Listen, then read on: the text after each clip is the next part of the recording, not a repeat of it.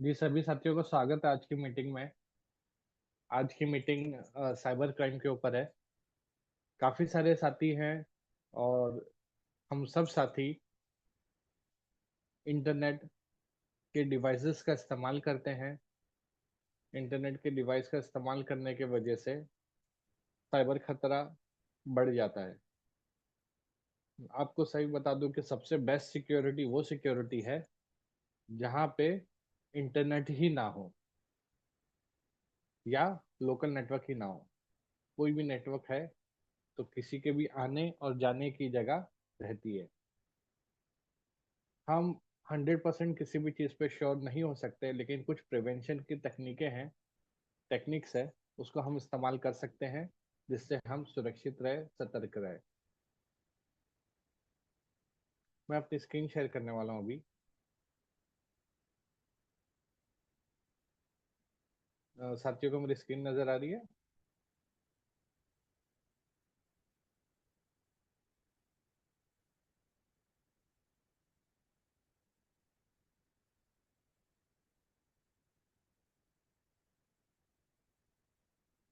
Okay. तो आप लोग मेरे साथ मैसेज पे बने रहें। और जैसे कि आज का जो टॉपिक है साइबर क्राइम से सुरक्षा, टू फैक्टर ऑथेंटिकेशन और डेटा सुरक्षा, डिजिटल खतरों से बचाव के तरीके। मैं Asif Khan, legal advocate, Maharashtra president. आज 28/12/2024 को आप सब सभी के सामने कुछ चीज़ें शेयर करने के लिए प्रस्तुत हुआ हूँ। सबसे पहला टॉपिक है कि साइबर अपराध के प्रकार और हालिया उदाहरण क्या होते हैं। ठीक है। सबसे पहले मैं आपको बता दूं, हैकिंग। हैकिंग एक तरीका है जिसे साइबर अपराध से हमें बहुत नुकसान पहुंचाया है।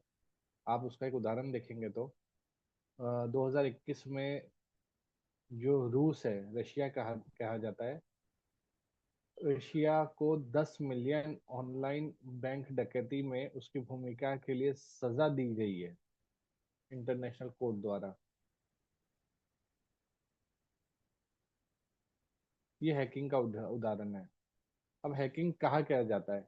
जब एक कंट्री लेवल पे हैकिंग होती है तो वो भी इंटरनेट के द्वारा आपके बैंकिंग सिस्टम के ऊपर, आपके हॉस्पिटल सिस्टम पे, आपके जो भी नेटवर्क या क्लाउड में सर्वर होते हैं उसके ऊपर अटैक करके वेबसाइट का डेटा चुरा लेना, पर्सनल इंफॉर्मेशन चुरा लेना, आपके क्रेडिट कार्ड की इंफॉर्मेशन चुरा लेना, इस तरीके की हरकत की जाती है, या आपकी डिफेंस की जानकारी चुरा लेना। इसमें रूस को सजा भी हुई है। फिर है मेलवेयर। मेलवेयर एक ही बहुत ही ज़्यादा यूज होने वाला एक अटैक है। आपके कंप्यूटर या मोबाइल के अंदर एक छोटा सा सॉफ्टवेयर होता है, उसको डाल देते हैं। इसे हानिकारक सॉफ्टवेयर जो सिस्टम को नुकसान पहुंचाने या उसका शोषण करने के लिए डिजाइन किया गया है। इस सॉफ्टवेयर को स्पेसिफिकली इसी काम के लिए बनाया गया है। इसका उदाहरण देखेंगे तो 1999 को मेलिसा वायरस, जिसने हजारों कंप्यूटर को संक्रमित कर भारी वित्तीय नुकसान पहुंचाया था। ठीक है। तो एक जमाना था जहाँ पे पायरेसी बहुत ज्यादा चलती थी और इतने सुरक्षा के उपाय नहीं थे, तो इस तरीके का मैलवेयर बहुत ही आसानी से आपके कंप्यूटर में पहुंच जाया करते थे। उसी के बाद से आहिस्ते आहिस्ते एंटीवायरस का चलन बहुत बढ़ा है। उसको एक मेलवेयर कहते हैं।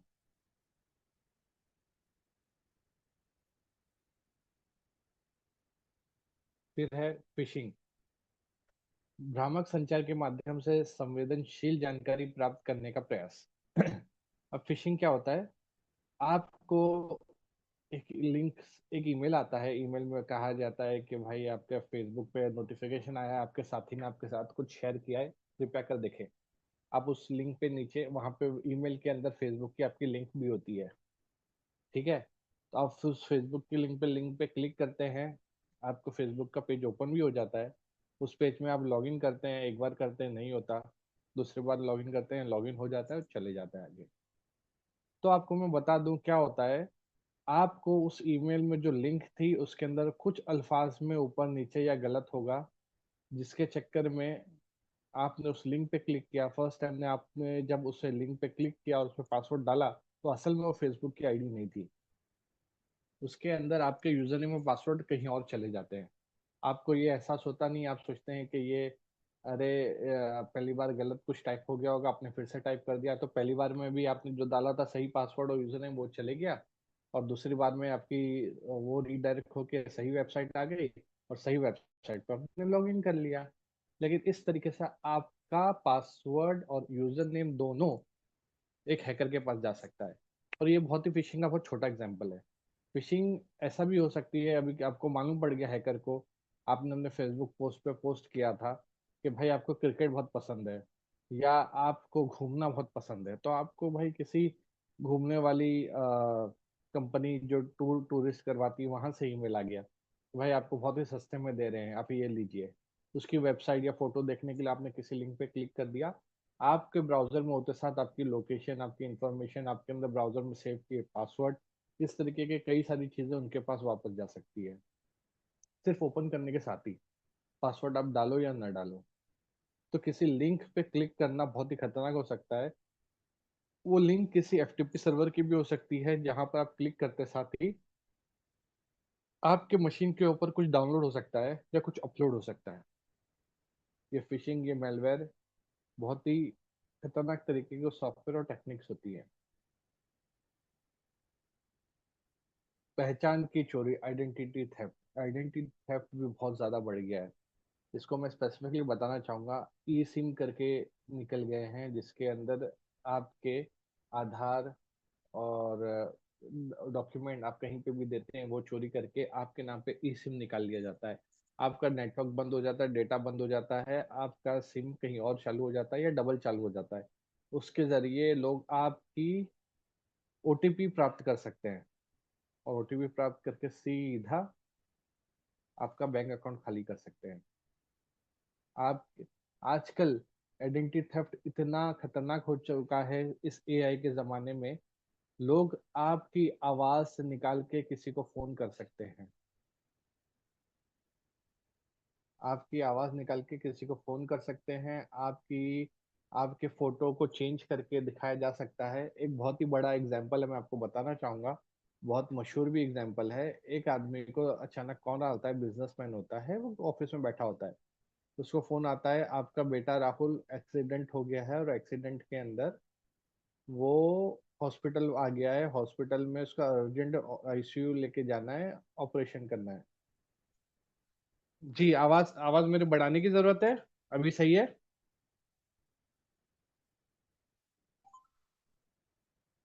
साथियों को क्या आप मेरी आवाज आ रही है साहब?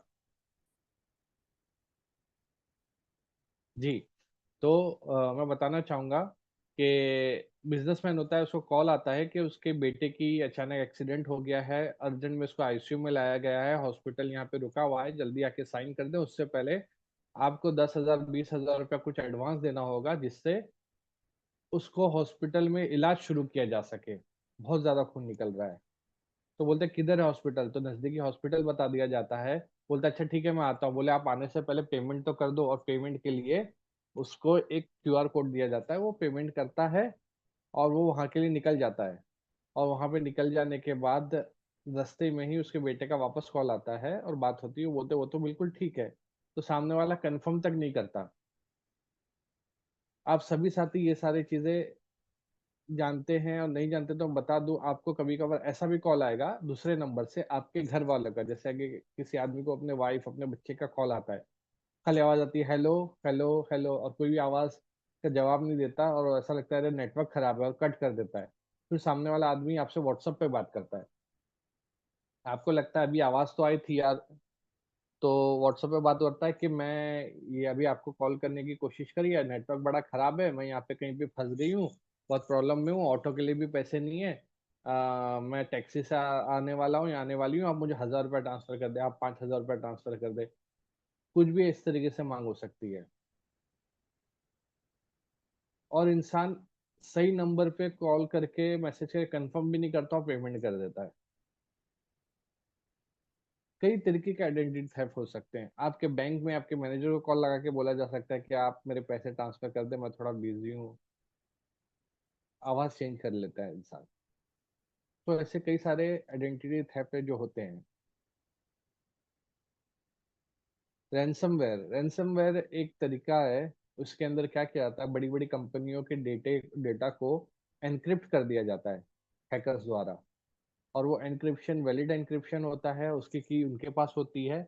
अब वो क्या करते हैं, बोलते हैं कि इस बिटकॉइन अकाउंट के अंदर आप इतने बिटकॉइन डाल दें और मैं आपको खोलने के लिए की वापस दे दूंगा। बिल्कुल। तो दे दूंगा।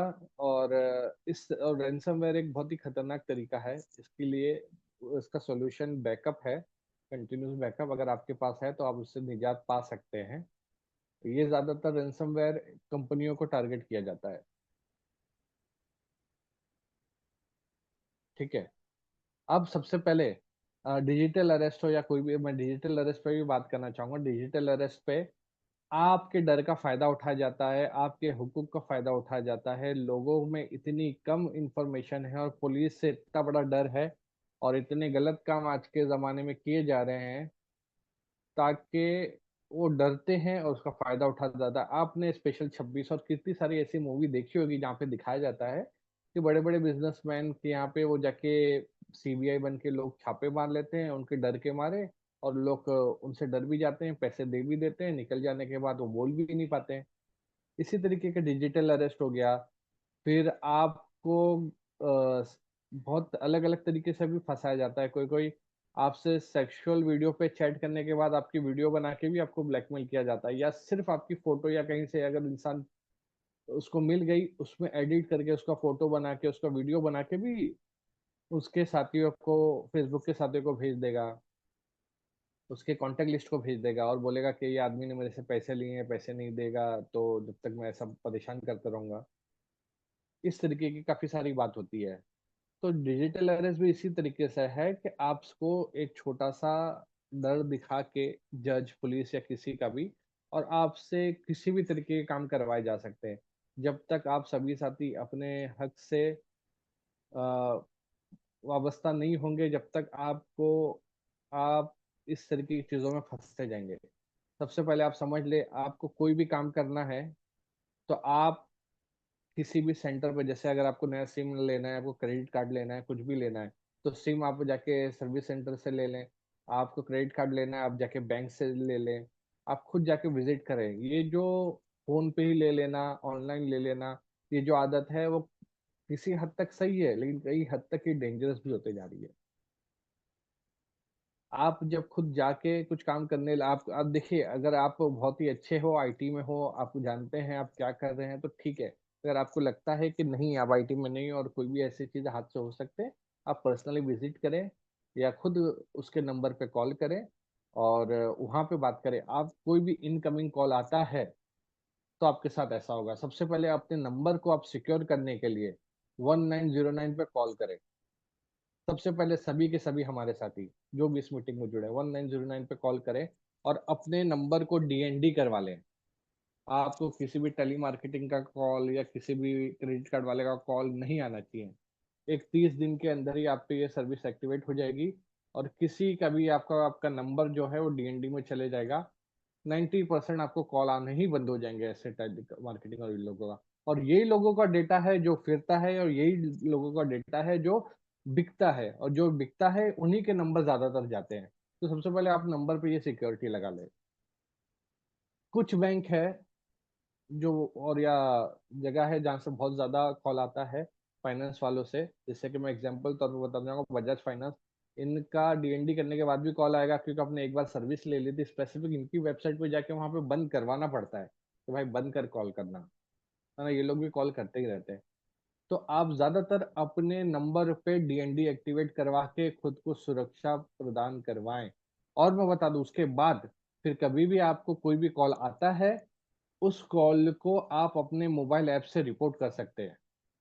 आप डीएनडी में ऑप्शन में जाएंगे, आप मोबाइल ऐप इस्तेमाल करते हैं, जैसे वी का है तो वी में जाएं, एयरटेल का है तो एयरटेल में जाएं। अब जाएं, वहां पे ऑप्शन है डीएनडी को रिपोर्ट कर दे। ऐप में 2 क्लिक 3 क्लिक होता है, लगता है। नंबर डाल दे, किसने कॉल किया था वो डाल दे, सामने वाले पे कार्रवाई होगी। कार्रवाई इस तरीके से होगी, उसको नोटिस दिया जाएगा और उसके आउटगोइंग इनकमिंग पे रोक लगा दी जाएगी। और अगली बार करेगा तो उसके सारे नंबर बंद कर दिए जाएंगे। तो इस इंफॉर्मेशन को आप जाने और अपने नंबर को डेटा में जाके सब जगह बंटवाने से रोक दें, सबसे पहला। उसके बाद भी आपके ऊपर कोई रैंडमली कॉल करके भी इस प्रकार से काम कर सकता है, लेकिन जब रैंडमली कॉल करेगा तब आपको इतनी तरीके से टारगेट नहीं कर पाएगा। साथ ही साथ आप कभी भी अपना नंबर को या किसी भी इंफॉर्मेशन को पब्लिकली ना डालें, और अगर पब्लिकली डालते हैं तो वहां से कभी भी आप कभी ट्रांजैक्शन कोई ना करें। उस मोबाइल उस डिवाइस को अलग रखें, हमेशा याद रखें। ठीक है।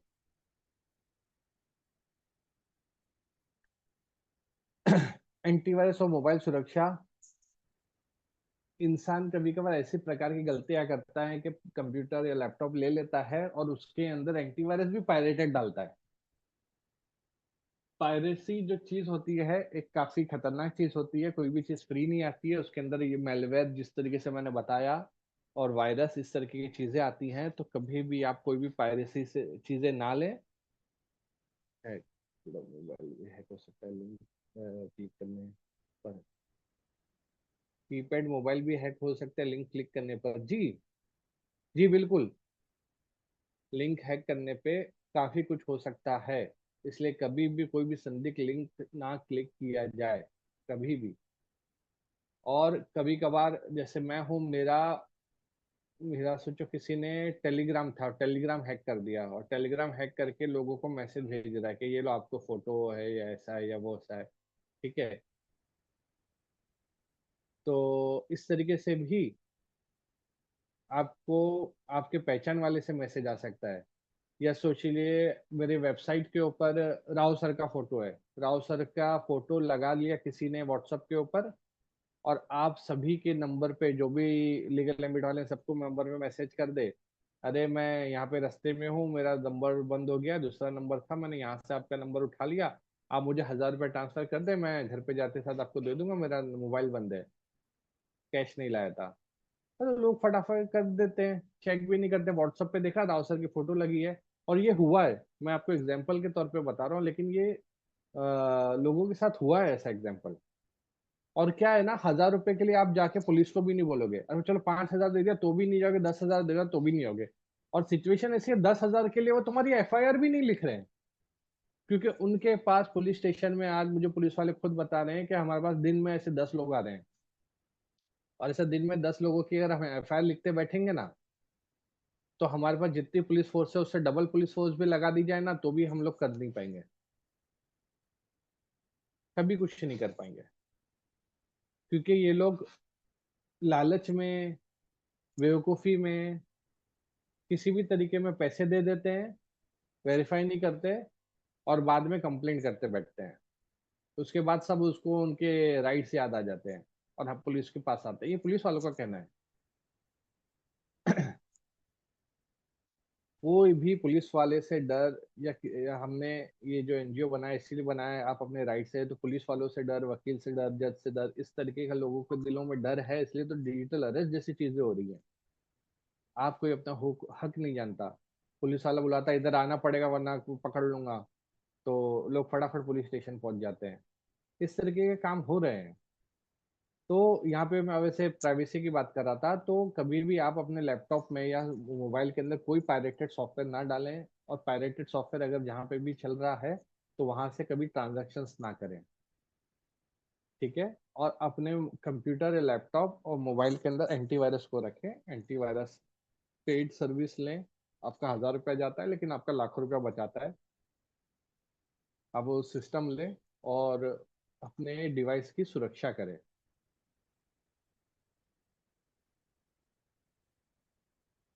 संदिग्ध लिंक और एपीके से सावधानी।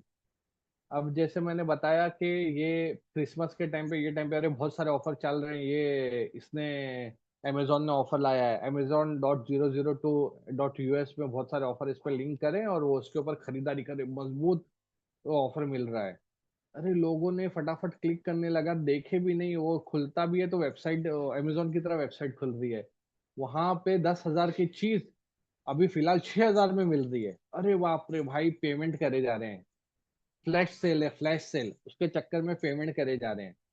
ठीक है। गलत वेबसाइट सिमिलर वैसी ही बना दी और लोग उस पर पेमेंट करे जा रहे हैं, बाद में वेट कर रहे हैं कि अब मोबाइल आएगा तब मोबाइल आएगा। और मोबाइल तो आएगा नहीं, पैसे तो चले गए। फिर खरीदना है, कुछ शॉपिंग खरीदना है, पलंग खरीदना है, कबाड़ खरीदना है, एक ऐसी वेबसाइट पे चले गए जहाँ पे जो कबाड़ या पलंग 50,000 का मिलता था वहां पे सिर्फ 12,000 में मिल रहा है। अरे भाई इतनी अच्छी डील। उसके ऊपर कस्टमर केयर पे कॉल करें, कस्टमर केयर वाला फोन भी उठा रहा है, बोलते हैं हाँ हाँ मिलेगा ना, क्यों नहीं मिलेगा, डिलीवर हो जाएगा, ऐसा डिलीवर हो जाएगा, वैसा डिलीवर हो जाएगा। और कॉल उस पर पेमेंट कर दी। अरे जब कोई चीज ज्यादा ही लालच में आ जाता है या बहुत ही अच्छी डील लगे ना, तो वहां पे संदिग्ध आपको रहना चाहिए कि आपको, बोलते हैं ना, समझदारी से सवाल पूछना चाहिए कि ये क्यों दे रहा है। कोई लुटने के लिए थोड़ी बैठता है। तो इस तरीके से संदिग्ध लिंक और एपीके, कभी भी कोई भी आप मोबाइल में ऐप डाउनलोड करें तो आप सिर्फ प्ले स्टोर से ऐप डाउनलोड करेंगे, किसी वेबसाइट से कोई ऐप डाउनलोड नहीं करना है। और कहीं और लिंक से वेब आपको कोई ऐप डाउनलोड नहीं करना है मोबाइल में। ये सिंपल सी चीज आप ध्यान रखें। कोई भी ये बोलता है अरे ये मैंने एक नया सॉफ्टवेयर आया, ऐसा है, अच्छा है, वो है, ये है, और एपीके लिंक दे रहा है, तो आपको कभी भी इंस्टॉल नहीं करना है उसे। आप हमेशा ये ध्यान रखेंगे।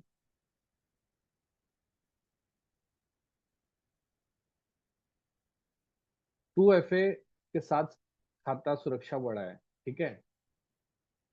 अब ये 2FA क्या होता है? 2FA होता है टू फैक्टर ऑथेंटिकेशन।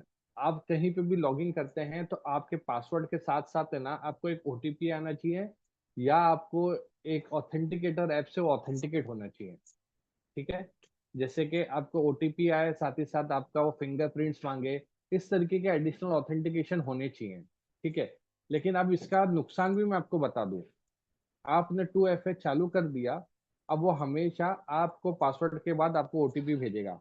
अब आप इस जगह पे, ऐसी जगह पे बैठे हैं जहां पे आपको नेटवर्क ही नहीं है और मैसेज आ ही नहीं रहा है, तो याद रखें आप लॉगिन नहीं कर पाएंगे। लॉगिन नहीं कर पाएंगे। या आपने ऐसा रख लिया कि आ, आपको क्या कहते हैं, पासवर्ड भी डालना है और आपको ईमेल के ऊपर भी आएगा। अब वो ईमेल आईडी का पासवर्ड आपने भूल गए हैं, ईमेल आईडी आपके पास है नहीं। अब वो ईमेल आईडी पर जब तक नहीं आएगा, वो जब तक वो लॉगिन नहीं करेगा।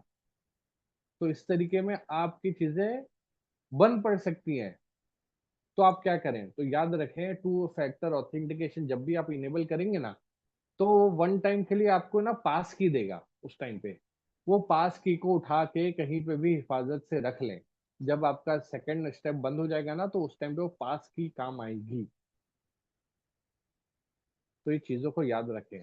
आप लोगों को अगर सीखना है 2 फैक्टर ऑथेंटिकेशन कैसा इस्तेमाल किया जाता है, तो आप, मैंने कुछ लिंक्स दे रखी है, मैं स्लाइड शेयर कर दूंगा, आप इसके ऊपर स्लाइड पे जाके आप देख सकेंगे और इसके ऊपर सीख सकेंगे।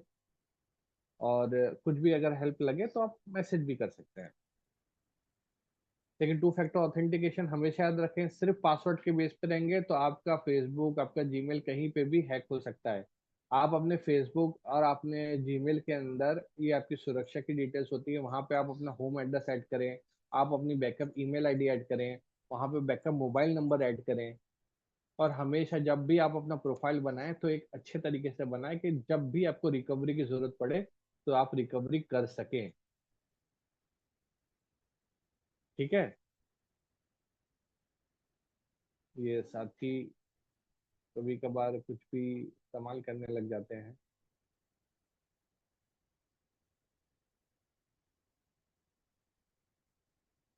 मैं पॉज कर देता हूँ।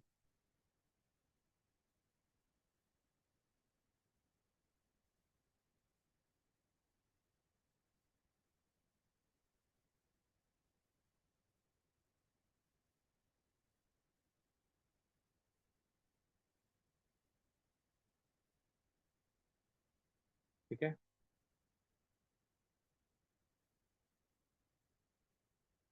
तो फिर इस तरीके से आप कर सकते हैं। आप ट्रस्टेड डिवाइस बनाएं। आपको मैं बता दूं, आप अपने अकाउंट में जाएंगे ना, तो आपका 2 फैक्टर ऑथेंटिकेशन चालू है, लेकिन आपका एक जो मोबाइल होगा ना, वो ट्रस्टेड डिवाइस में हो जाएगा। जब फर्स्ट टाइम आप उसके ऊपर 2 फैक्टर ऑथेंटिकेशन के बाद आप जब लॉगिन करोगे, तो पूछेगा क्या ये आपका ट्रस्टेड डिवाइस है, क्या आपको अगली बार इस पर 2 फैक्टर ऑथेंटिकेशन की जरूरत नहीं चाहिए, आप यस करें। और आगे जाए। फिर आपके घर में लैपटॉप या कंप्यूटर होगा, या आपका अगर आप शादीशुदा हैं आपके वाइफ का होगा, वो सारे डिवाइस को ट्रस्टेड डिवाइस करके रखें आपके जीमेल के लिए। और आपके कोई भाई अभिषेक वर्मा साइबर फॉरेंसिक एक्सपर्ट करके रूम में आ रहा है, बन कौन है। तो इस तरीके से आप ट्रस्टेड डिवाइस करें। कभी भी आपको कोई प्रॉब्लम फ्यूचर में आएगी तो उस डिवाइस के ऊपर आप लॉग इन कर पाओगे। आपको भले ही मोबाइल में एसएमएस ना आ रहा हो, या मोबाइल चेंज हो गया हो, या कोई भी प्रॉब्लम हो गया हो, तो वो डिवाइस आपसे टू फैक्टर ऑथेंटिकेशन नहीं पूछेगा। तो वो भी आप याद रखें। प्लस आप अपने फेसबुक में और जीमेल में एक्टिविटी क्या चालू है, सिक्योरिटी क्या है, इस तरीके के ऑप्शन होते हैं, उसमें जाके आप देखें कि किस तरीके की एक्टिविटी, किस प्रकार की एक्टिविटी चल रही है, उस एक्टिविटी में कोई संदिग्ध एक्टिविटी है या नहीं। आप सोशल मीडिया पे इतना समय देते हैं, आप ये चीजों में भी 5 मिनट दे सकते हैं। और इसके अंदर कोई भी प्रश्न हो तो आप जरूर पूछिएगा। हाँ। फिर एक फिर शेयरिंग बंद हो गई।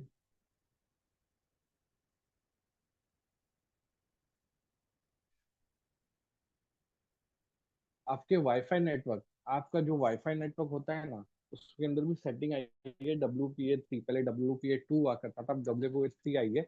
उस सेटिंग का इस्तेमाल करें, एनक्रिप्शन का इस्तेमाल करें, क्योंकि आपका जो वाईफाई नेटवर्क होता है वो बहुत ही असुरक्षित होता है। बिना प्रॉपर एनक्रिप्शन के आपके नेटवर्क में बाहर खड़ा हुआ कोई भी हैकर आपके वाईफाई को हैक करके आपके नेटवर्क का पूरा डेटा चेक कर सकता है, देख सकता है, उसको हैक कर सकता है आपके डिवाइसेस को। तो कभी भी आपके वाईफाई को सुरक्षित रखना एक बहुत ही जरूरी काम है। उसके अंदर यही बस एक छोटा सा है, WPA3 आपके अंदर सेटिंग है, उस सेटिंग को इनेबल कर ले। डेटा हानि से बचाना, अब मैं आपको बता दूं, आजकल हर चीज क्लाउड के ऊपर जा रही है, तो गूगल का जो डेटा है या क्लाउड है उसका आप इस्तेमाल करें। अगर आप ऑफिशियल काम करते हैं तो आपका सारा काम Office 365 जैसे क्लाउड डेटा पे कर सकते हैं। आपकी फाइल्स बहुत छोटी फाइल्स होती है, वो आप ऑनलाइन करके ऑनलाइन वन ड्राइव में या गूगल ड्राइव में यहाँ पे आप सेव कर सकते हैं और कहीं से भी एक्सेस कर सकते हैं। बहुत ही सिक्योर एक ऑप्शन है। आप अपना कभी भी डेटा उसमें ना रखें। कहाँ पे? आपके लोकल पीसी या लोकल लैपटॉप पे। आप हो सके आप अपना डेटा हमेशा ड्राइव के अंदर रखें। अगर आप कोई कंपनी चलाते हैं, कोई साथी है, हमेशा अपने कर्मचारियों को भी साइबर सुरक्षा के बारे में बताएं। क्यों? क्योंकि एक कंपनी का ज्यादातर खतरा उनके कर्मचारियों की वजह से ही पड़ता है, और ये ज्यादातर स्टडी में आया है कि ऑफिस के लोगों के वजह से कंपनी में कई हैकिंग की घटनाएं बढ़ गई है। फिर अब बात है कि चलो अगर हो गया, आपने कोई गलती कर दी और इस प्रकार का कोई काम हो गया, तो आप क्या करेंगे? तो सबसे पहले आपको जल्द से जल्द 1930 पे कॉल करना है। 1930 पे जल्द से जल्द कॉल करके आपको सारी आपकी जानकारी देनी है। जानकारी देते साथ आपका जो पैसा गया, अगर वो अकाउंट में है उतना, तो उतना उसको रोक लिया जाएगा। वो आदमी उस पैसे को कहीं भी भेज नहीं पाएगा, ट्रांसफर नहीं कर पाएगा, ना निकाल पाएगा। फिर आपको वही कोर्ट के एक दो चक्कर काटने पड़ेंगे, आप ऑर्डर ले सकते हैं और वही पैसा आपके पास वापस आ जाएगा। लेकिन यहाँ पे कंप्लेन करना और उस पैसे को रोकना बहुत जरूरी है। या अगर पैसा नहीं भी है और उस अकाउंट में उतना पैसा बाद में आ जाएगा, तो उसको रोक लिया जाएगा। तो 1930 ने पूरे देश के लिए साइबर सुरक्षा के लिए ये नंबर है। ये नंबर पे जल्द से जल्द कंप्लेंट देके आपको नजदीकी थाने में जाके आपको रिपोर्ट करानी पड़ेगी। उसके बाद तो रिपोर्ट को लेके आपको आपके डिस्ट्रिक्ट मजिस्ट्रेट के यहाँ पे जाना पड़ेगा।